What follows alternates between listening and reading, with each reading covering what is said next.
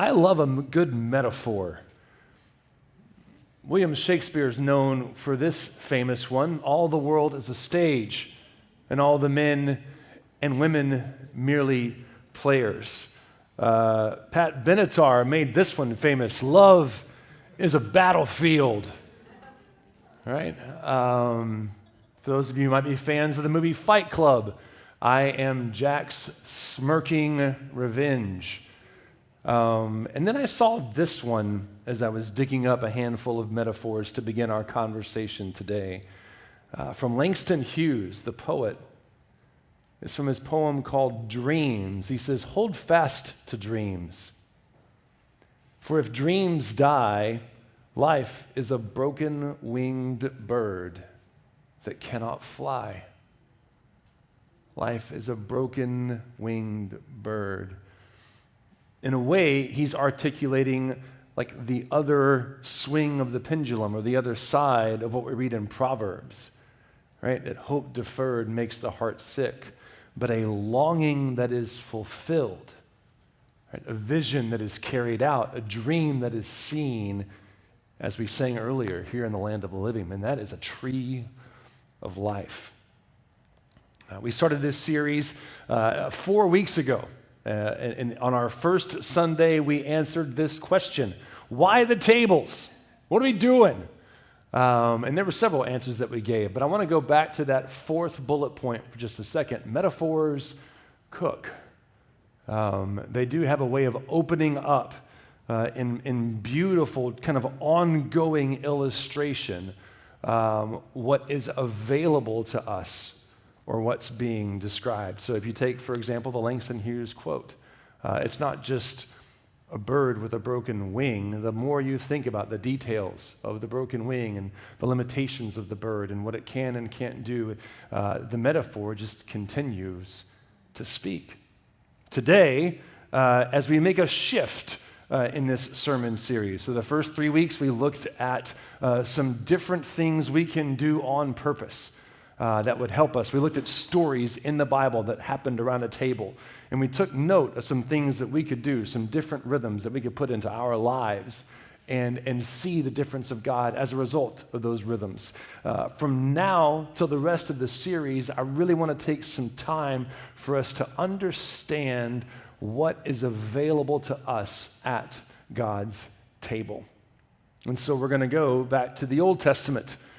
And we're going to go to a familiar verse that we see in Psalm 23, where the poet David says, the shepherd, the king, says, "You, God, prepare a table for me in the presence of my enemies."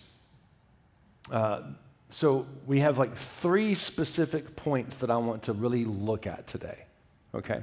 But before we even get to those points, there are 3 things that I would like for us to begin to think about and look for over the course of this next 3 weeks as we continue this conversation. Because what I believe about this is when we take time to reflect on God preparing a table for us, we are going to see love beyond comprehension.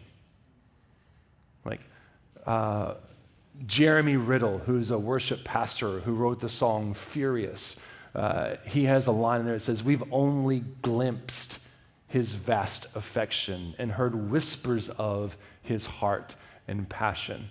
As we begin to again, walk into the metaphors and the realities that Jesus is preparing for us and the table that he curates for us, we're just going to continue to see more and more layers of love beyond our comprehension. We're also going to see abundance beyond imagination. Now, I don't know about you, but I can imagine a lot of abundance. But typically that is, financial, or it's something about meeting needs and carrying me for a long way. Like whatever it is, our view of abundance actually might be quite finite, if you know what I mean. And I believe that Jesus, as he would take some time to show us the table that he has prepared for us, he would give us a greater glimpse of abundance that goes well beyond met needs or worldly desires or something we might imagine and see wonderful in this life. And so an abundance beyond our imagination. And then finally, a desire beyond our greatest ambitions. And we'll touch on this one in particular today, that there is a desire present in the heart of God that is deeper, more focused, and more beautiful than where we might find ourselves in our ambitions and in our own endeavors. And so as we take time to reflect on the heart of God, my prayer is that we will see with greater clarity at least these things, if not more. So today, Psalm 23. And if you would join me in a word of prayer before we begin together.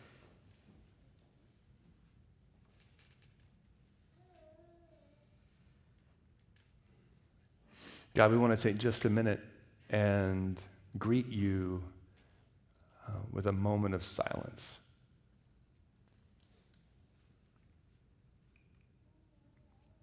Instead of doing our best to fill this space or say a word, God, we invite you to fill this space and say a word.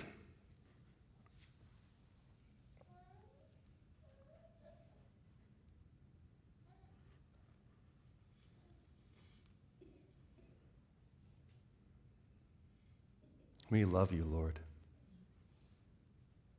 And so we open our hands and we open our hearts, we open our ears, and we say, please speak. We long to hear from you. We ask for it in Jesus' name. Amen. Psalm 23. If you want to join us in that particular, want to look at it, all of the Bibles that are on the tables, the red bookmark has got it right there, opened up to Psalm 23. So grab the red bookmark, open it up, and you're right there with us. Obviously, you can also use a phone or a tablet and join us there as well. The psalm reads, "The Lord is my shepherd, and I shall not want. He makes me lie down in green pastures, and he leads me beside still waters, and he restores my soul. He guides me in paths of righteousness for his name's sake. And even though I walk through the valley of the shadow of death, I will fear no evil, for you are with me. Your rod and your staff, they comfort me. You prepare a table in the presence of my enemies, and you anoint my head with oil, and my cup overflows. Surely goodness and loving kindness will follow me all the days of my life, and I will dwell in the house of the Lord forever. You prepare a table for me in the presence of my enemies." I would love to, just for a moment, direct your attention to another resource. I don't know if you guys know who Louis Giglio is. He's been a pastor and an author and a voice in the global church for a long stretch. He has a sermon on this particular verse that I will not mimic or repeat today, but I would absolutely point you to. In the spirit of metaphors, he takes a more traditional table metaphor approach to this verse, and the wisdom and the encouragement that he provides is excellent. So if you would ever want to, I even think he's done this sermon more than once. I think it's even a book now, but don't give the enemy a seat at your table. It's just a great resource. But for today, we're not going to use the literal table like we're sitting at. I actually want to take you to a resource entitled "A Shepherd Looks at Psalm 23." This is a short book written by Philip Keller, where it's written by an actual shepherd who takes a slow look at every single word in the book. And as he looks at this metaphorical statement of "you prepare a table in the presence of my enemies," he helps us see with shepherd eyes the mesa, right? The plain that was often accessed at summertime, right after the springs, a highland where the sheep would be led by the shepherd. And this highland, this table, this mesa, needed to be prepared by the shepherd before the sheep could access it. And so in a handful of pages, he helps us see with beautiful clarity some of the detail that is present in the poetry of a shepherd boy like David, and even what we read in the words of Jesus himself. John 10, Jesus says, I am the good shepherd. It's like Jesus puts on this metaphor like a cloak and embodies it. I know my sheep and my sheep know me. Just as the Father knows me and I know the Father, I lay down my life for the sheep. I would love for us to take just a moment, look at that phrase, I lay down my life for the sheep, and let us see the clear, servant-loving heart of God. Before we even get into this conversation about the table that he sets, can we see God's willingness to love, provide, be faithful to, make a way for, commit to his sheep, commit to us as his children? I am the good shepherd, and I laid down my life for the sheep. When the shepherd prepares the mesa, he goes out ahead of the sheep. So before the flock made their way to these highlands, the shepherd would go out in advance and prepare the way. And as he does that, there are three things, at the very least, that he makes a way for or puts his hand to. One of them is poisons, the other is predators, and finally, it's the path. And so these are the three things that we are going to look at in detail today and draw from the metaphorical phrase, you prepare a table for me in the presence of my enemies. Those things that might work against us, like the poisons that they're going to find in the highlands, the predators they're going to find in the path that he creates. So first, the poisons, like in preparing the mesa, the shepherd pulls poisonous weeds. So the book details that the shepherd routinely would go to these highlands. And not only would he not go by himself, he would take his children because there were many weeds that looked very much like safe flowers. And as they would bloom in the spring, they would be there just ready for any sheep to come along and nibble them up. But if they were to nibble them up, particularly he talks about the white mammas, right? So there's a blue and then a white. And if a sheep were to get their jowls on these blooms, they would immediately be hit with their toxic effects that include paralysis. It says that their body would stiffen like a large wood block almost immediately, and it could take their lives. And so the shepherd would go out in advance and would gather up by the armfuls day after day after day after day and pull up these weeds. In a spiritual context, I want to remind you this morning that God knows what is good for you and he knows what will kill you. I know it's like stark language, but I mean, these were deadly weeds. And so as we look at this in the heart of God and how he prepares a way for us, a couple of ways that I feel pressed to encourage you. One is just to highlight coveting, judgment, and then Philippians 4:8-9. So again, we're talking about the highlands, right? And there are these weeds that are out there. And I love how the author articulates that sheep have this wonderful knack of just trying anything, whether it's good for them or not. I mean, they have this insatiable curiosity or just, foolishness to just put whatever is in their mouth that's available. As I was thinking about that and thinking about the places that we graze, one place that I graze is the internet, right? Social media. There's plenty of content for us to graze. And I love hopping on Instagram and reading a great quote from an author that I find inspirational. I also like a great joke from time to time, right? There are some wonderful things that we can curate and pull from. And then occasionally, though, I'll come across somebody who I know or who I don't know who has like their best life and their best vacation, and there's those moments where I'm given an opportunity to covet.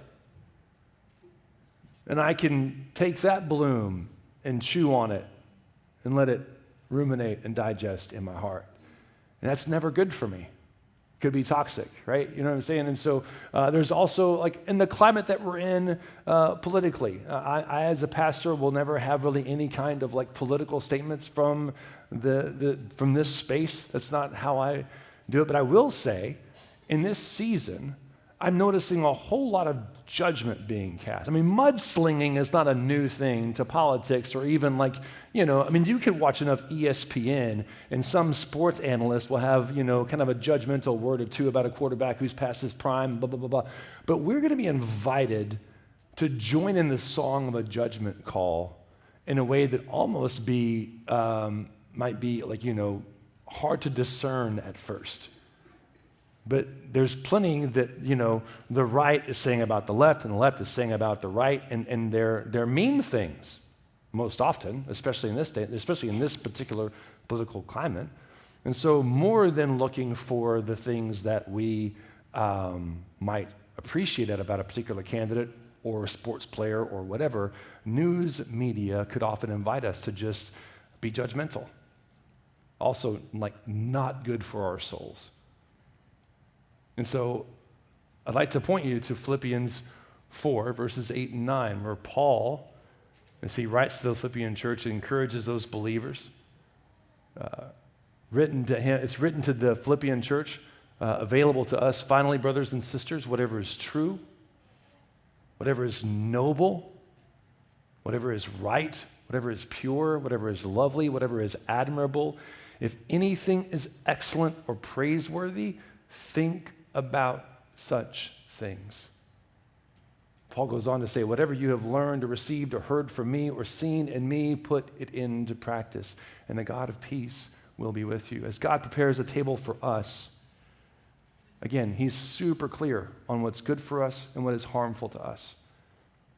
And so eons ago, when the 10 Commandments, there's only 10 of them, there's 12 disciples. The 10 Commandments say don't covet. God knows that coveting is not good for us. He's spent a lot of his time trying to clear that path for us. Jesus says don't judge, clear that path for us. An action step for us as we get into this week, let's just pause and consider what we're taking in before we take it in. If you're on social media, I'm not saying get off social media. If anything, get on social media and create content that's wonderful to ingest. Encourage someone, edify someone, build someone up. But while you're there, pause and consider what you're taking in. In preparing the mesa, the shepherd scouts for predators. The author goes on to talk about, being on the lookout for coyotes and wolves. But if you allow me just a short reading, he talks about cougars. And he says, it reminds me of my encounters with cougars. On several occasions, these cunning creatures came in among my sheep at night, working terrible havoc in the flock. He says, some ewes were killed outright, their blood drained and their livers eaten. Others were torn open and badly clawed. In these cases, the great cats seemed to chase and play with them in their panic like a house cat would chase a mouse. He said some had huge patches of wool torn from their fleeces. In their frightened stampede, some had stumbled and broken bones or rushed over rough ground, injuring legs and bodies. Check this, though. He says, yet despite the damage, despite the dead sheep, despite the injuries and the fear that was instilled in the flock, I never once actually saw a cougar on the range. So cunning and so skillful were their raids that they defy description. It also makes me think of Bambi. I don't know about you guys, but there's just certain movie moments that stay impressed in your brain forever. We talked about this before. For me, from Bambi, there's that moment where Bambi sees the meadow and he goes, the meadow! But then the mom jumps out in front and has this understanding of looking first. preparing the way, going out ahead, walking in discernment and wisdom into the high plains. I would like to remind you that we have an enemy in death and darkness and the devil. And I don't want to come across as somebody who's trying to stir up fear of those things, just sober recognition. Sober recognition of death, darkness, and the devil. Jesus himself said to Peter at one point, right, the devil has asked to sift you like wheat, and I have prayed for you. So when Jesus says something like that, I simply want to pay attention. I don't want to make that enemy more than he might be or less than he might be, but I would like to have, again, the sober realization that it's present. Darkness is present. We know that's true as well. Even death is something that we wrestle with, fear, have to figure out, know is looming somewhere out and away. But I also want to encourage you that Jesus stands victorious in the presence of those enemies. That's the beauty of this particular verse that we read in Psalm 23. He prepares a table in the presence of my enemies, in the presence of darkness, in the presence of death, in the presence of the devil, frustrations, anything that is imperfect and will require navigation. He stands victorious in the midst of it. He knows exactly how much emphasis, concentration, focus, and energy to give to it. And so let's look to him to see how much energy to spend on these adversaries. There's also a difference between walking out in faith and wandering off in stupidity.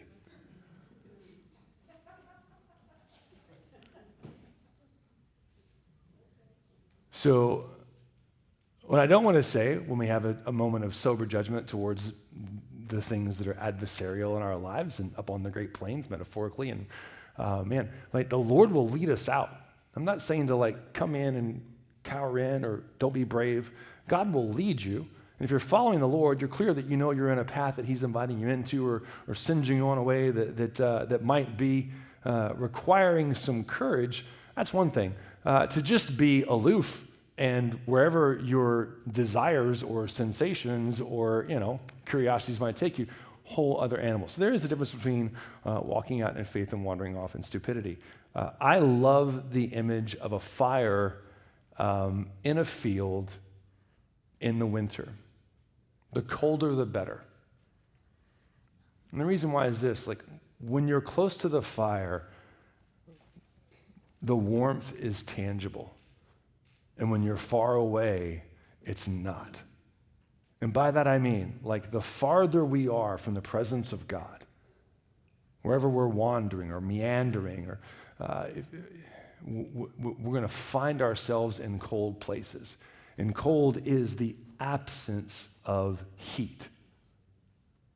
Right? So if your soul is freezing,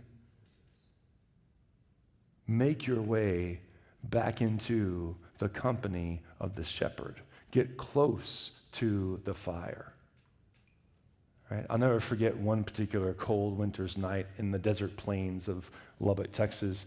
It was 32 degrees, which I know for those Josh would laugh at 32 degrees being cold. But it was cold.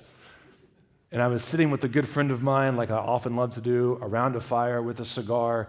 And I'll never forget, we were in those Academy camping chairs that fold out and can almost lounge, right? And I was close enough to where everything that was facing the fire was warm. But it was almost like my body was sliced in half because everything touching the chair and facing the great horse, meadow wilderness of his property was freezing. And I could feel both almost at once.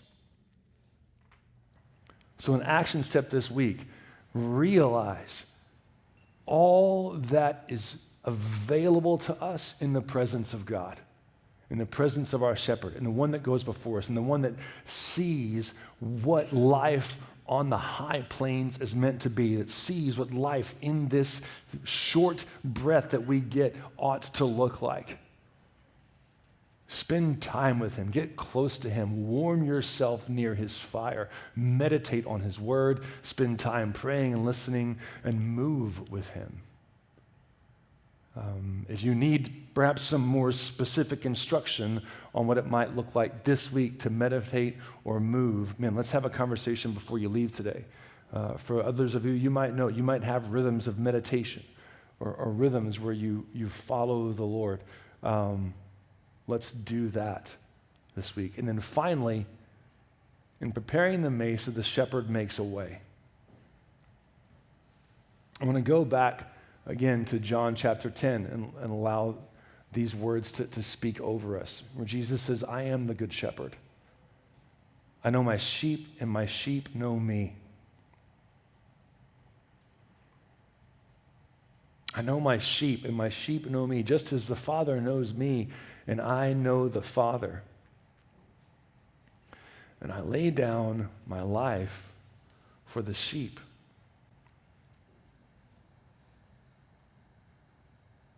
In this moment here, I want to invite you to maybe start with some of what we've seen at the Mesa.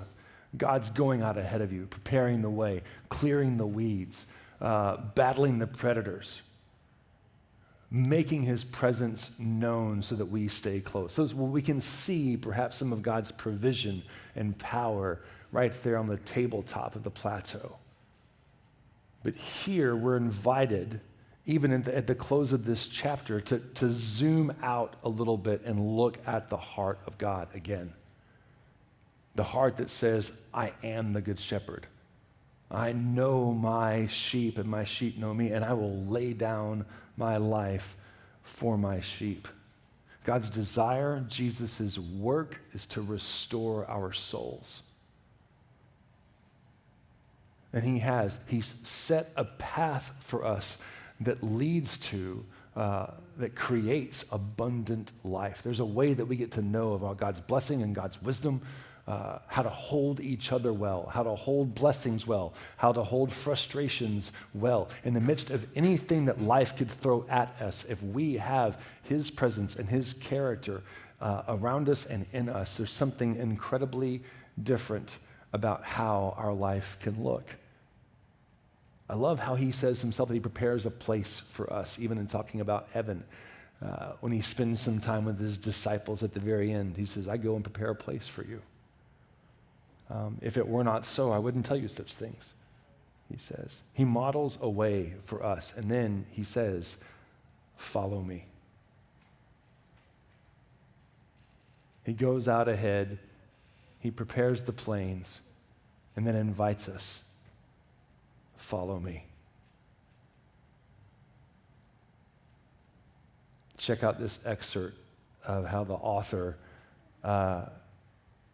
summarizes this larger scoping look.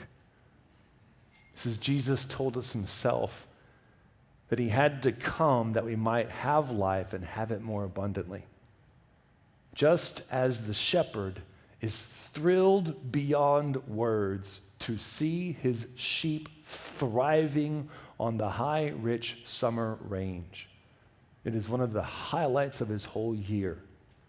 So my shepherd is immensely pleased when he sees me flourish on the tablelands of a noble, lofty life that he has made possible for me. Again, desire beyond our wildest ambitions, right? The deep desire of God's heart is for me to live on a higher plane, to walk in his wisdom, understand his love, see others from his perspective and ability to see and speak into and build up and nourish, be patient with, forgive. He longs to see me living above the mundane level of common humanity. God is so pleased when I walk in the ways of holiness, in the ways of selflessness, serene contentment in his chair, aware of his presence, and enjoying the intimacy of his companionship.